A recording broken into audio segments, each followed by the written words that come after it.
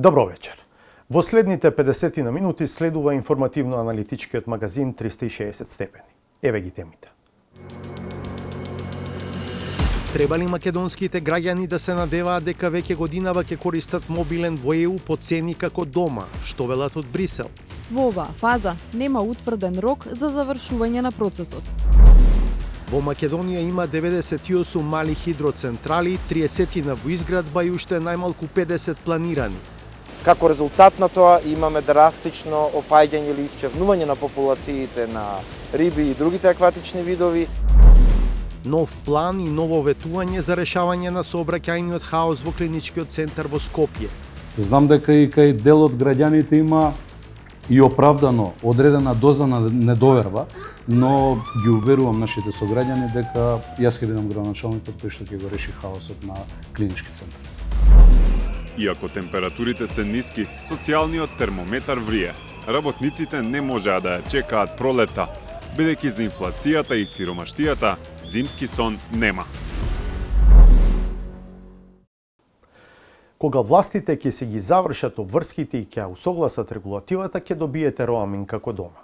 Ова е суштината на одговорите што ги добивме од делегацијата на Европската Унија, откако Брисел им овозможи на граѓаните на Украина и на Молдавија да користат мобилен во ЕУ по цени како домашните, и тоа по само 3 години кандидатски статус на овие две земји, за разлика од македонските граѓани кои ја немаат таа привилегија и по повеќе од 2 децении во чекалната на Унијата. Министерот за дигитална трансформација вели дека владата прави се што не било направено од претходните гарнитури. Нешто е завршено, нешто очекува да биде готово во следните месеци. Владко Чаловски. Добре дојдовте во роамингот на Европската Унија, на англиски и на украински.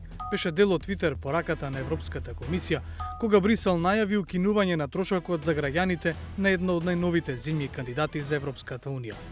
Здраво, пријатели од Европската Унија, беше дел од Твитер пораката на делегацијата на Европската Унија во Молдавија, кога на 1 јануари, заедно со Украина, на двете земји и формално им беше укинат роамингот.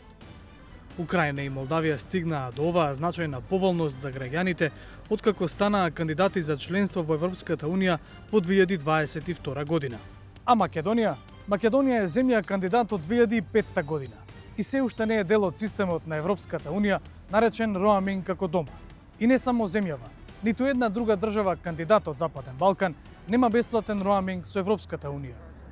Дали станува збор за неиницијативност на домашните политички елити кои не си ја завршиле работата? Или можеби Европската Унија има фаворити меѓу кандидатите? Еве што мислат македонските граѓани. Мислам дека треба да го добиеме, пошто сме многу подолго време чекаме нели за Европа, а ние како млади шетаме ни треба. Значи, потребно е да го имаме бесплатно, да можеш дома да се јавиш било каде од светот за бесплатно. Кога одите во странство, менувате картички или? Плаќаме роаминг, не менуваме картички, него едноставно плаќаме поголеми сметки кои ќе се вратиме дома на крајот на месецот. Мислам дека и ние заслужуваме да имаме роаминг, бидејќи веќе долго време одиме кон таа Европа и мислам дека со тоа што ќе ни дозволат ние да имаме роаминг во Европа, ќе бидеме само еден чекор поблиску. Така, кога одите во странство, менувате картички или како го плаќате роаминг? Обично менувам картици, зависи во која држава сум. Што очекувате? Македонија е сепак така ни трета класа држава, не е така да... Фер или не е фер? Не е фер, затоа и тоа. Македонија е кандидат од 2005, нели беше логично по тој принцип Македонија да биде дури и пред овие две земји? Би се согласил со вас ако денеска бевме и држава член. Темата ја отворивме и со надлежниот, министерот за дигитална трансформација Стефан Андоновски. Тој одговори дека идејата е ставена на маса со стартот на Берлинскиот процес, но не е реализирана поради два клучни аспекти. И моите претходници и претходните влади се обидувале на некој начин да дискутираат, но ќе дојдам до тоа дека за жал не беше завршена домашната задача. Вториот аспект, политичкиот, сметам дека потекна од Украина заради кризата и беше вграден во договорите со Украина и со Молдавија во моментот кога тие беа потпишани. Кај нас и кај Црна Гора и Албанија нема потпишано таков вид на договор, што значи ќе треба билатерално да се договараме. Под незавршена домашна задача, објасни Андоновски, мисли на неколку регулативи на Европската Унија кои минатите влади требало, но не ги пренеле во македонското законодавство. Ние направивме еден голем чекор со донесувањето на Законот за електронски комуникации во текот на 25-та. Следното логично прашање беше, ако се донесени законските измени, зошто граѓаните на земјава не уживаат или нема најава за роаминг како дома? Од јуни до декември работевме на доусогласување. Ама само ја следам логиката на тоа што го зборувате. Велите од 2018 сме знаеле што треба да направиме? За жал, никогаш не е направен акциски план, можеби не бев доволно јасен. Од 2018 до 2025 немало во државава акциски план што е потребно да направиме за да стасаме до роаминг како дома. Ние направивме 4 гап анализи во текот на втората половина на 2025 во кој што точно знаеме кој член од која од регулативите треба да се пренесе како измена на закон, а кој член треба да се пренесе како измена на дополнително треба да се менува законот за електронски електронски комуникации. Законот за електронски комуникации, најдоцна до февруари ќе го завршиме процесот на промена на законот за електронски комуникации. Зошто еве сега во декември не го направивте тоа? Не беа готови гап анализите. Или со други зборови, земјава има уште домашна работа за да ја префрли топката во дворот на Брисел, кога станува збор за роаминг како дома. Но без разлика на тоа, се обративме и до делегацијата на Европската Унија. Во однос на тоа кој е реалниот рок за земјите од Западен Балкан да имаат роаминг со Европската Унија по цени како да се дома и кои се предусловите за да се дојде до вакво решение, од делегацијата велат. Прво мора да се исполни правната усогласеност. Покрај тоа, земјата кандидат мора да го докаже својот капацитет за следење и спроведување на заедничкото европско право за роаминг. Комисијата ги поддржува партнерите од Западен Балкан во овој процес. Во оваа фаза нема утврден рок за завршување на процесот. Прашавме зошто Украина и Молдавија ја добија оваа придобивка пред Северна Македонија, а од тоа одговараат дека целиот процес со роаминг како дома е започнат после 2017 година. Аранжманите за роаминг како дома во Европската Унија беа воведени во 2017 година, а дискусиите за вклучување на земјите кандидати започнаа после тоа. Вклучувањето на Западен Балкан е дел од пошироки напори како дел од тековната предпристапна поддршка на Европската Унија и планот за раст, усвоен од Европската комисија во ноември 2023 година, со цел подобрување на економската интеграција со единствениот пазар на ЕУ. Целосната имплементација зависи од усвојувањето и спроведувањето на потребните реформи од партнерите од Западен Балкан и од усогласувањето со законодавството на ЕУ за роаминг. Украина и Молдавија ги исполнија споменатите услови до крајот на 2025 година. На прашањето дали треба да се очекува заедничка одлука за Северна Македонија, Албанија и Црна Гора или оваа придобивка не зависи од другите, од Европската Унија велат. Режимот роаминг како дома би се применувал за секоја земја поединечно врз основа на незината усогласеност со законодавството на Европската Унија за роаминг и капацитетот за спроведување, додека процесот може да се одвива паралелно за неколку партнери од Западен Балкан во зависност од нивната подготвеност. Бидејќи процесот е сложен, комисијата во моментов го проценува најдобриот пристап што треба да се следи. За сега утешната награда е што земјите од Западниот Балкан со посредство на Европската Унија започнаа меѓусебен диалог кој меѓу другото доведе до укинување на роамингот меѓу Македонија, Албанија, Србија, Косово, Босна и Херцеговина и Црна Гора во 2021 година. Барем за во тој дел од комшилукот, повеќе нема потреба од вообичаената гимнастика на купување сим картичка веднаш штом се влезе во друга земја, за да се избегнат скапи повици и интернет кога сте на пат.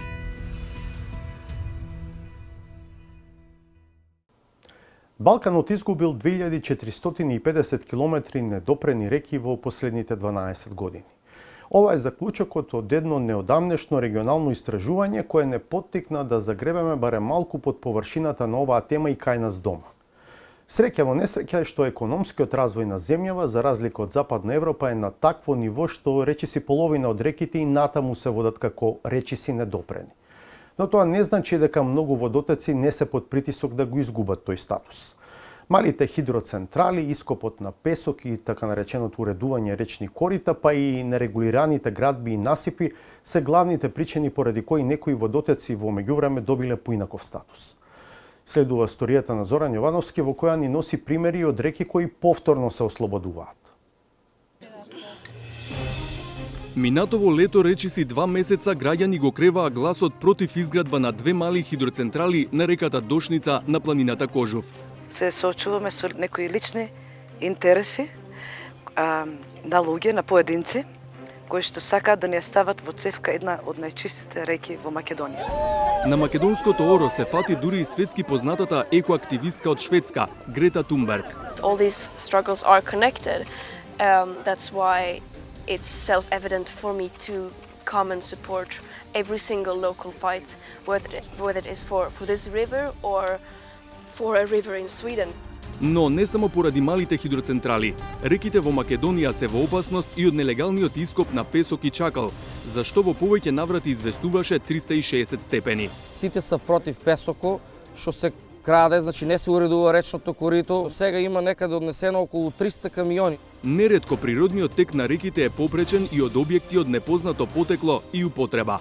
Овие објекти не се впишани ниту во катастар, немаат собственик, не се легални, не постојат, не може да најдете никаква документација за нив. Што прави Македонија за заштита на своите недопрени реки, како дел од последното такво подрачје во Европа, Балканскиот полуостров?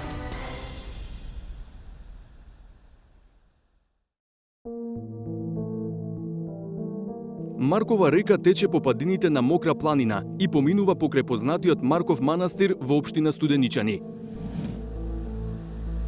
На неа веќе има 3 функционални мали хидроцентрали. Таму отидовме со Ѓорѓи Митревски од Центарот за истражување и информирање за животната средина Екосвест, за да видиме каква е состојбата на теренот по изградбата на хидроцентралите. Малце по-лево, па што гледаш какви одрони има, може да ти падне тркало. Митревски е екоактивист кој со години ја следи оваа проблематика. Често го поминувал овој пат кој, благо кажано, е предизвикувачки за возење дури и со теренско возило. Секоја мала хидроцентрала има по 2 објекти. Еден е подолу и во него се произведува струја, а другиот неколку километри погоре, каде се зафаќа речната вода која го врти генераторот. Го одминавме објектот за производство од првата хидроцентрала и се упативме кон вториот објект за зафаќање на водата. Гледаш, обично ова речно корито е празно, ама сега има многу вода. Сега ради дождови, веројатно. Дождови, снегови, се топат, гледа горе има и на Караџица има снег. Набрзо наидовме на знаци што предупредуваат на опасност. Се појавија остатоци од одрони и големи свлечишта. Пат кој што е специјално отворен за таа намена, тоа што значи? Тоа значи пробивање на пат, сеча на шума, девастацијата на теренот е очигледна, можеме да видиме ерозија која што завршува директно во речното корито. Ова е потполна целосна промена на релјефот, онаков како што до неодамна бил на Маркова река. Продолживме по патот на кој се свлекле карпи, но успеавме да се пробиеме и да стигнеме до објектот.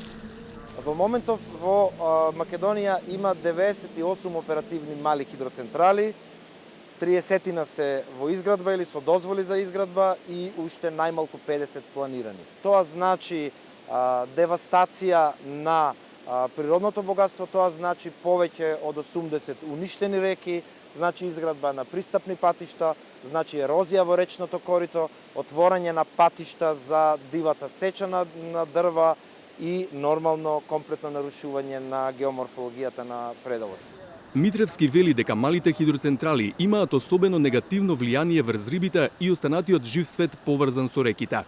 Знаете дека пастрмката и рибата се мрести во горниот тек на реките, со вакво пресечување на сечење на речното корито, значи испрекинување на речното корито, видовите не можат да мигрираат во горните текови каде што треба да се мрестат.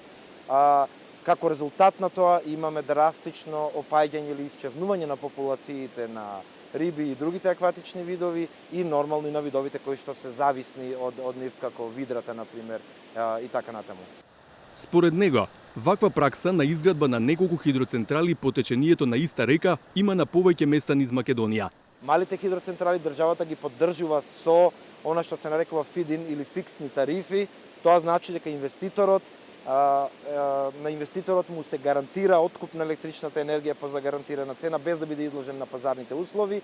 Ваквата мерка значи стимулирање на инвеститорите за изградба на мали хидроцентрали. Вообичаено во Европа овие мерки се воспоставени за некои нови технологии на обновливи извори на енергија за да ги стимулираат инвеститорите да вложуваат во нови технологии кои што се скапи по својата суштина. Малите хидроцентрали воопшто не се нова технологија. Со последиците што ги предизвикуваат малите хидроцентрали, браните за вештачки акумулации и други препреки на речните текови, не се соочува само Македонија. Црвеното знамен се го крева и извештајот Хидроморфолошка состојба на Балканските реки 2025, нарачан од организациите Euronatор и Riverwatch во рамки на кампањата Спаси го синото срце на Европа. Според извештајот што ја анализира состојбата на реките во 11 земји, има пораст на бројот на сериозно изменети речни делници и намалување на бројот на реки што останале недопрени. Анализата покажала дека процентот на речиси природни реки на Балканскиот полуостров се намалил од 30 во 2012 на 23% во 2025 година, што е загуба од 2450 километри дотогаш недопрени реки. За Македонија пишува дека 47% од реките се речиси недопрени, а 3% се силно изменети. Планинските речни текови кои се уште се во релативно висока еколошка состојба, претрпуваат силни измени во одредени делови, како што е случајот со големите брани на Црна река, браната Тиквеш и на Треска, браната Козјак. На европскиот континент единствениот регион каде што се уште има чисти, недопрени од човекот реки во својата природна состојба се токму земјите на Балканскиот полуостров и вклучително и Македонија. Но таа состојба рапидно се менува. Ако пред 15 години имавме многу поголем процент на реките во природна состојба, денеска имаме речиси 100 мали хидроцентрали. Веќе е познато дека Македонија е богата со водни ресурси, но реките не треба само да се искористуваат, туку и да се заштитат. Идејата за нивна реставрација кај нас е само во зачеток, но веќе има светли примери.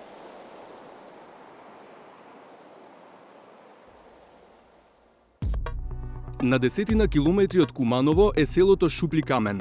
Во негова близина е течението на реката Пчиња, во чие корито до неодамна ја имаше оваа бетонска препрека. Тоа е една од локациите на кои токму Центарот Екосвест почнал со реализација на проектот Ослободување на реките. Истражувале колку и какви препреки има по течението на Пчиња. Дошле до бројка од вкупно 45. Прибрале податоци за влијанието на секоја од нив врз животинскиот и растителниот свет, социолошкиот и правниот аспект, како и врз хидролошката состојба. Стигнавме до топ 2 бариери кои доколку ги отстраниме ќе имаме најголем ефект за ослободување на најголем број на километри на реката Пчиња и најголем ефект за подобрување на еколошкиот статус. Двете бариери, едната на Крива река, тоа е последната каскада беше на Крива река, број 33 ја крстивме, и Пчиња 2, а тоа е ова локација овде каде што сме сега. Бетонската бариера на Пчиња била долга 50, а широка 30 метри. Точни податоци за староста, изградбата и намената на објектот не се пронајдени, но се верува дека некогаш служел за воени цели. Со текот на времето се руинирал и изгубил функција. Екоактивистите долго време собирале мислења од надлежните државни и локални институции со кои соработувале и тргнале во акција. Во случајот со Шупли Камен, кој навистина беше голем зафат, направивме целосна техничка документација, сите елаборати, сите проценки и анализи се направени, вклучително и анализите на квалитетот на водата и седиментот. И работевме со хидролози, геолози, направен е геодетски елаборат со цел да се утврди начинот на отстранување, бидејќи и тука има посебности. Отстранувањето со динамит ќе било штетно за околината, па се решиле за ангажирање градежна компанија за отстранување дел по дел. Работите траеле околу 2 месеца, од 12 октомври до 15 декември минатата година. Сега водата има слободен тек, без препреки, во должина од околу 72 километри, вклучувајќи ја Пчиња и нејзините притоки. Локацијата ја посетивме со извршната директорка на Екосвест Ана Чоловиќ-Лешовска. Таа вели дека сега се подобрува квалитетот на водата, бидејќи имало показатели на загадување поради отпадот што се собирал на препреката и застојот на водотекот. Самото ослободување на голем речен тек значи дека веќе живеалиштето на рибите, имаме 4 специфични видови на риби во пчиња, дел од нив се бентосни, значи го користат дното на реката и не можат да мигрираат доколку има препреки. Но сега со ослободување на голем тек тие можат слободно да се, тоа значи нивното генетско здравје ќе се подобри. Претходно во август минатата година била отстранета и бетонска препрека на неголемата притока на пчиња, Крива река. Според Екосвест, порано таа имала функција да го успори текот на реката, но низ годините се уништила и пропаднала на дното, правејќи непотребна бариера која ги блокирала речните седименти и го влошувала еколошкиот статус на реката. Чоловиќ-Лешовска вели дека има изолирани примери каде државата се погрижила за заштита на природниот тек на реките, но потребен е системски пристап. За жал би кажала дека причината зашто нашите реки се, да кажам, удрени од повеќе места, од ископот на чакал и песок од хидроелектраните и така натаму, е заради тоа што немаме планови за управување со речните сливови. Кога ќе имаме планови за управување со речните сливови, значи дека во секој сегмент на реката ние знаеме кој е еколошкиот статус, што може и што не може да се прави на тоа место. Во секторот за води при Министерството за животна средина и просторно планирање велат дека се задоволни што извештајот на Euronatur и Riverwatch покажува дека половина од реките во Македонија се речиси недопрени. Сепак, раководителот Илбер Мирта смета дека тоа не значи дека состојбата на речните екосистеми е добра. И според извештајот трендот оди во погрешна насока, значи не сме многу активни во таа насока. Мирта додава дека има законски оправдани потреби поради кои се интервенира во речните корита, како на пример за водоводи, наводнување, производство на електрична енергија. Ние такви активности дозволуваме нормално со согласно нивната техничка документација, нивните еколошки елаборати кои што кажуваат дека со овие активности може да се наруши или не може да се наруши позитивни мислења од другите институции и нормално се во рамките на дозволеното. Целата операција за отстранување на бетонската препрека на пчиња чинела околу 50.000 евра обезбедени од донатори и околу 2 години институционална битка. Проектот покажува и дека може и дека треба реките да се ослободат од човековото влијание, особено откако завршиле причините за нивната експлоатација, независно колку биле оправдани.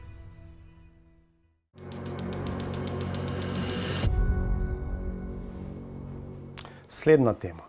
Во неколку наврати во последниве недели министерот за здравство и градоначалникот на Скопје најавуваа дека наскоро ќе почне решавање на деценискиот проблем со паркирањето во клиничкиот центар во Скопје. 360 степени во неколку наврати ги анализираше можните сценарија, физибилити студиите направени од претходните власти, а го следевме и неуспешниот обид на претходниот министер Арбен Таравари да го даде просторот на приватен партнер, уште пред случајот да стане своевиден скандал од национални размери. Затоа побаравме подетални одговори. Што точно ќе се гради, на кои локации, со колка вакатност и други параметри важни за инвестицијата која нема да биде занемарлива. Владко Чаловски.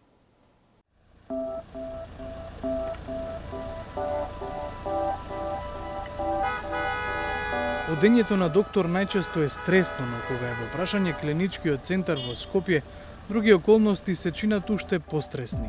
Ако треба да одите до некоја од клиниките до 14 часот, паркинг може да барате и до 1 час, а буквално исто толку време да чекате и за излез од него.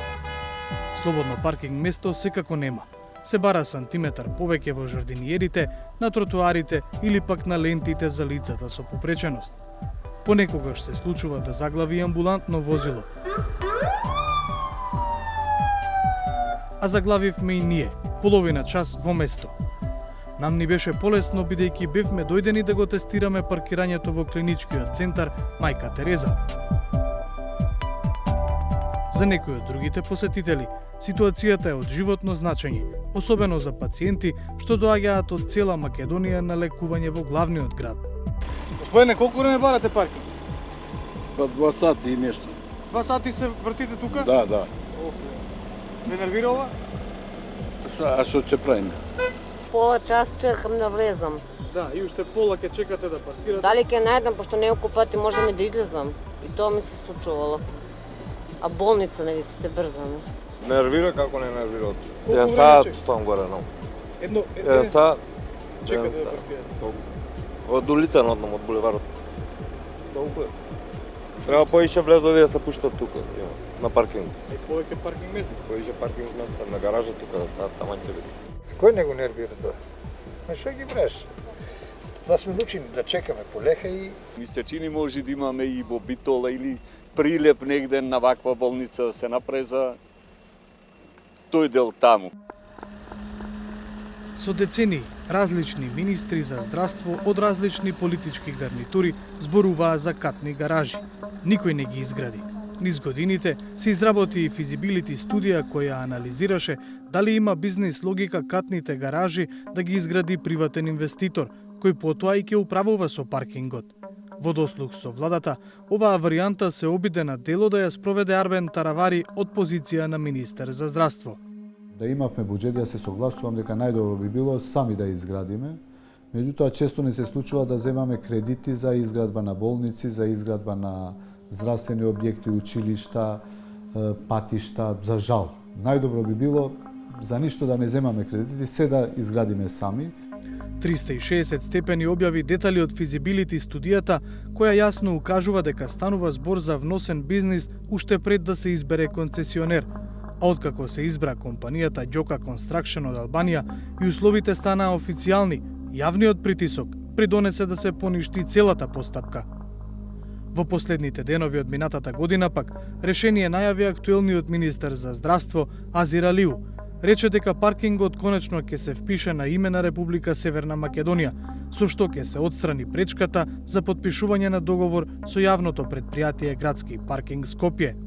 Првата половина од 2026 веќе да имаме најдобар паркинг инфраструктура во државата, значи потполно смарт паркинг, исто така и катна гаража, која што ќе ги има сите потребни елементи на комуникација со колата, со јузерот. И покрај изјавите на министерот, паркингот нема да го гради владата, туку локалната власт. Градоначалникот на град Скопје, Орце Георгиевски, вели дека самиот ја побарал обврската од министерството и од владата за наместо паркингот да оди кај концесионер, како што беше предвидено во минатото, со него да продолжи да раководи јавното претпријатие Градски паркинг Скопје. Во минатото, знаете, имаше од еден екс-министер обиди да приватен собственик стопанисува, но знаете, кога имате приватен собственик во целиот процес, не можете вие да влијаете на цената, туку тој ќе ги диктира цените, а не секогаш цените кореспондираат со имотната состојба и можностите на нашите граѓани. А знаеме ние дека во клинички центар никој не оди за добро. Така што на состаноците заклучок беше донесен да ни се даде можност на нас како градско претпријатие, градски паркинг, но инвеститор ќе биде градот Скопје во целиот процес. Георгиевски во понеделникот имаше средба со министерот за здравство Азир Алиу и стручен тим. Разговарале за изградба на 2 катни гаражи. Локациите се истите како и во физибилити студијата за приватен инвеститор. Едната е кај сегашниот паркинг до зградата на клиниката за гинекологија и акушерство. Се знае само дека ќе биде монтажна и на еден кат, но градската власт не знаеше да ни каже на колкава површина ќе биде и колку нови паркинг места ќе отвори. Другата локација е кај сегашниот голем паркинг до хелиодромот. И таму ќе се гради еден кат, но и за таму од градот не знаат колку квадратни метри ќе се додадат и колку паркинг места. И покрај тоа, град Скопје тврди, на сегашните 1007 паркинг места во клиничкиот центар Мајка Тереза ќе се изградат 500 нови, што значи зголемување на капацитетот за околу 50%. Катните гаражи ќе бидат монтажни, па го прашавме Георгиевски кога ќе започне нивното поставување. На почетокот на март месец до тогаш треба да ни биде спремна документацијата, проектна, поврзана со паркиралиштата. Во март месец ќе правам ребаланс на буџетот на градот Скопје и ќе бидат предвидени средства за двете монтажни гаражи со 500 најмалку паркиралишта во рамки на клиничкиот центар. Веднаш по поминувањето на ребаланс на буџетот ќе се направи измена во планот на јавни набавки и верувам дека некаде нека биде најдоцна до јуни месец, ако сме целосно спремни со документацијата проектна, верувам дека ќе бидеме, ќе започнеме со реализација на истово. Знам дека долги години се ветува од многу власти. Знам дека и кај дел од граѓаните има и оправдано одредена доза на недоверба, но ги уверувам нашите сограѓани дека јас ќе бидам градоначалникот кој што ќе го реши хаосот на клинички центар. Георгиевски уверува дека цените за паркинг ќе останат исти, како и олеснувањата за одредени пациенти со потешка дијагноза, што е случај и сега. Иако не е во надлежност на градот, градоначалникот вели дека во договор со Министерството за здравство не само паркинзите, туку и партерното уредување и реквизитите на улиците во клиничкиот центар ќе бидат преземени од градските предпријатија. Колку ќе чини изградбата, градоначалникот вели за сега не е познато, но уверува Георгиевски, целата постапка ќе биде транспарентна. Ќе треба сериозни компании да се јават за истото, земајќи во предвид дека тие паркиралишта ќе ги користат наши сограѓани, треба да бидат најдобро изработени што е можно по сите стандарди и со најдобар квалитет, така што верувам дека има македонски компании кои што можат да го изведат тоа. Според една од верзиите на физибилити студијата до кој дојде 360 степени, во опција тогаш биле две сценарија. Првото предвидува изградба на 3-катни гаражи со по 2 ката, чија проценета цена е 11,7 милиони евра. Второто сценарио предвидува изградба на 2 гаражи со по 2 ката, а вредноста на инвестицијата е околу 5,2 милиони евра. Врз основа на тие проценки, а имајќи предвид дека градската власт сега зборува за 2 гаражи но со по 1 кат, може само да се претпостави дека инвестицијата би требало да чини значително помалку од 5 милиони евра. Намалената катност ќе ја намали потребната сума за изградба, но и бројот на нови паркинг места кои ќе се добијат со катни гаражи.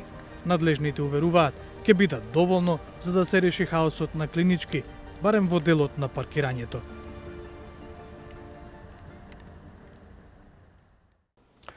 Силни политички емоции предизвика најавата и одржувањето на протестот во организација на Сојузот на синдикати на Македонија со барање за зголемување на минималната плата над законски предвиденото и на сите други плати во државава. Според реториката што ја користи власта, не може да се насети решение во насока на барањата на синдикатот. Според реториката на Сојузот на синдикати пак, притисокот од улица само што почнал. Михаил Милошевски. Историјата вели дека работниците традиционално испраќаат пораки за подобри работни услови на 1 мај. Но годинава протестен марш се случи на самиот почеток, на 28 јануари. Иако температурите се ниски, социјалниот термометар врие. Работниците не можеа да ја чекаат пролетта, бидејќи за инфлацијата и сиромаштијата зимски сон нема. Не е само битна мојата плата. Битна е за сите други плата тоа да се покаче поради тоа што со 65.000 денара потрошувачка кошничка, двојца маж и жена со минимална плата, фали уште една минимална плата. Не заслужуваме ние како вработени во шумарството да се соочуваме секој ден со разни предизвици, опасни и по живот и по здравје, а да имаме минимални плати. Кореографијата добро позната. Знамиња, транспаренти и свирчиња. Веднаш по крајот на работното време, паркингот пред ССМ почна да се полни со работници од целата земја. Меѓу синдикалните знамиња, развиорено беше и она на НАТО. Оптимизмот кај присутните умерен, а очекувањата скромни. Велат не бараат чуда, туку реално зголемување на платите. Со сегашното законско решение, според кое минималната плата се усогласува еднаш во годината, во март, работниците не гледаат олеснување од растечките цени и трошоците за живот. Март, а во април ќе ги земат, а до април дори ги земат тие 1500, цениве нагло се зголемуваат. И што се 1500, участват како 100 денари тогаш. Тоа е катастрофа, не знам. Тешко, стварно, ова народ се како обстануваме со минимална плата што ига 26.000 толку. Атмосферата дополнително ја вжешти интервјуто на премиерот Христијан Мицкоски, кој во предвечерието на протестот обвини дека тој има политичка агенда, а синдикатот го нарече продолжена рака на опозицијата.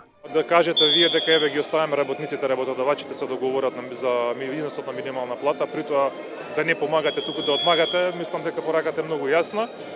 Ние сме фатени во челус помеѓу работодавачите и владата, иако и владата самата работодавач на 128.000 работници, меѓутоа никако не се наоѓа момент за владата да ги поддржи работниците.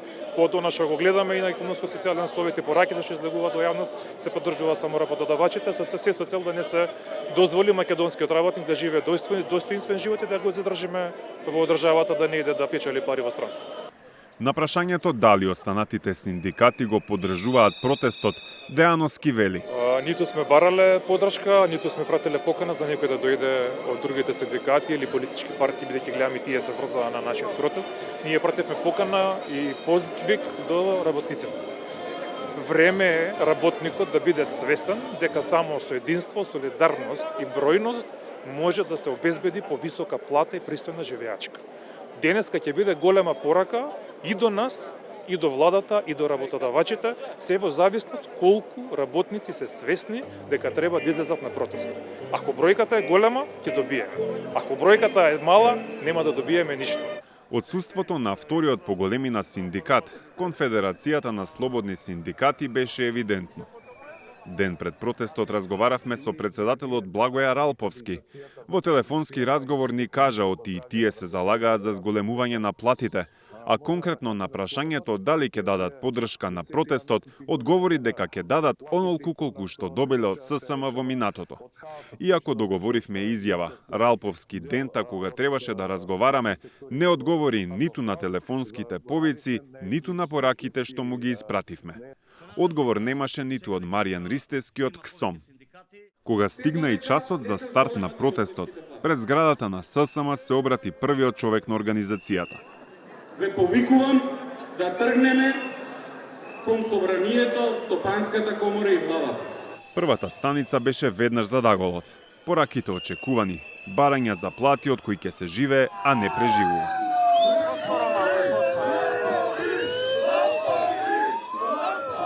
На улиците рамо до рамо синдикалци од сите гранки, од полицијата и просветни работници, до вработени во култура, јавна администрација, до медиумски работници. Токму преку вакви настани да издигнеме потребата да укажем дека нам ни треба посебен гранков колективен договор во кој првиот член би бил прво вработување на медиумски работник, просечна плата во Република Македонија.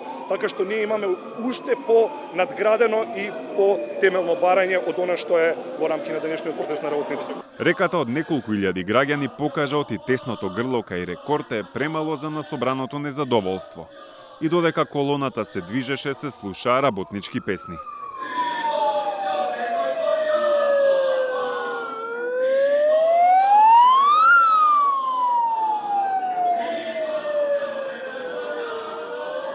Следна адреса на која работниците го истурија својот гнев беше седиштето на Стопанската комора. Таму добивме шанса да го прашаме председателот на ССМ Слободан Трендафилов за наводите на премиерот оти протестот има партиска позадина. Мислам дека суетата на еден човек чини 540.000 работници мизерни плати во Македонија и мислам дека премиерот треба да се позанимава за тоа што му даваме плата. Трендафилов го прашавме и за ставот на владата дека ќе поддржат се за што би се договориле синдикатите и работодавачите. Најголемиот работодавач во државата е владата и да се изземе од социјалниот диалог, да ги остави луѓето позади мене на ветрометина, да се сноѓаат кој како знае и уме и да не можат да врзат крај со крај на месецот со нивната плата, односно да не можат да преживеат од први до први со платата, а да зборува дека сакал.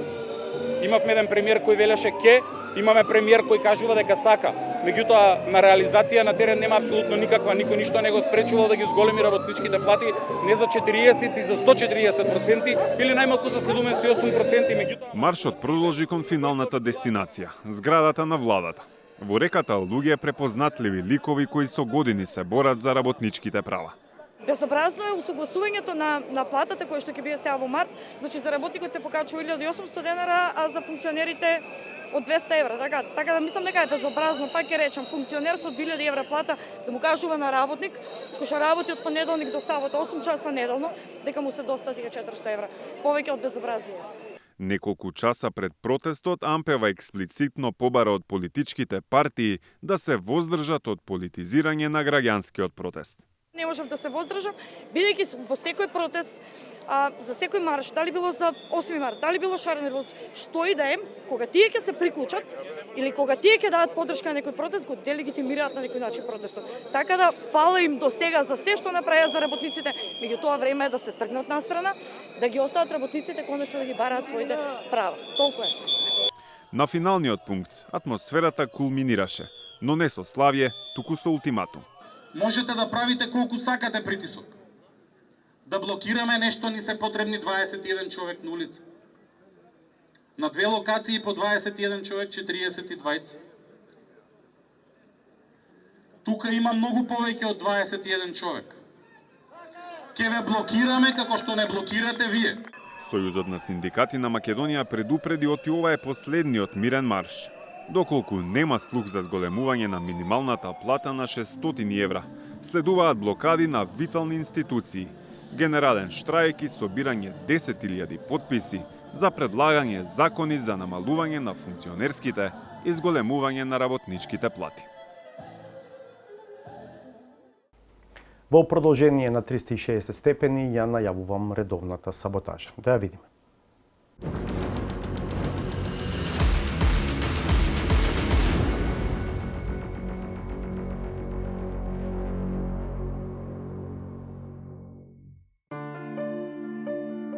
Наместо да ја применат тактиката на Талат Џафери и да читаат белетристика, опозицијските советници во знак на протест против одлуката на мнозинството да го ограничи правото на збор, решија да го користат златното правило.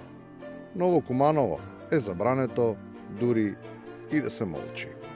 Повелете, советник, ќе говорите ли да го одземам правото на молк, иако немате право да молчите и да не го заземете времето.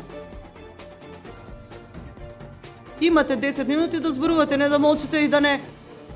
Ве молам, не е тоа користење за зборување, туку за молчење. Нема што, кој друг бара збор. Амбиентот е таков благодарејќи на некогашната љубов меѓу поранешните сопартици, која прерасна во омраза.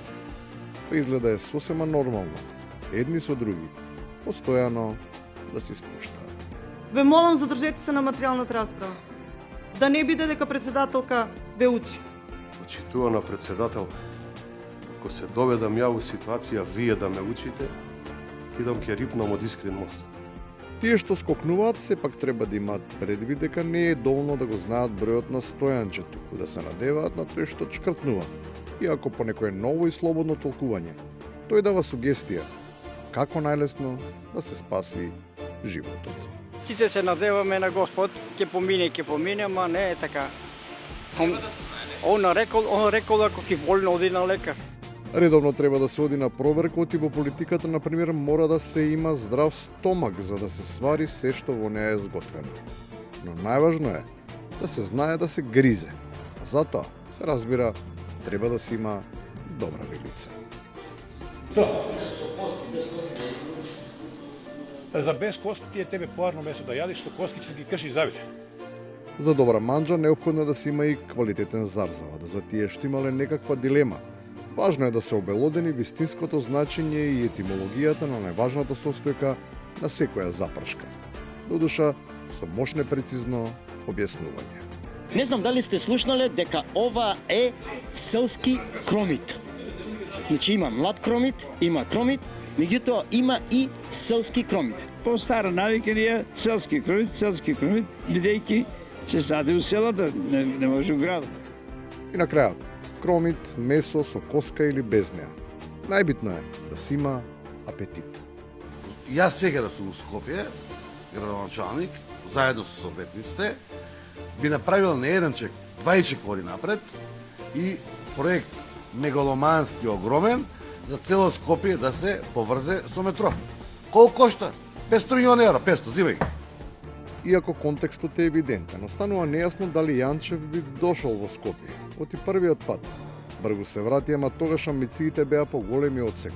А кредитот изгледа многу помал од половина милијарда. Гледавте 360 степени во своето магазинско издание. Ве поканувам да бидете со нас и в понеделник. Пријатно!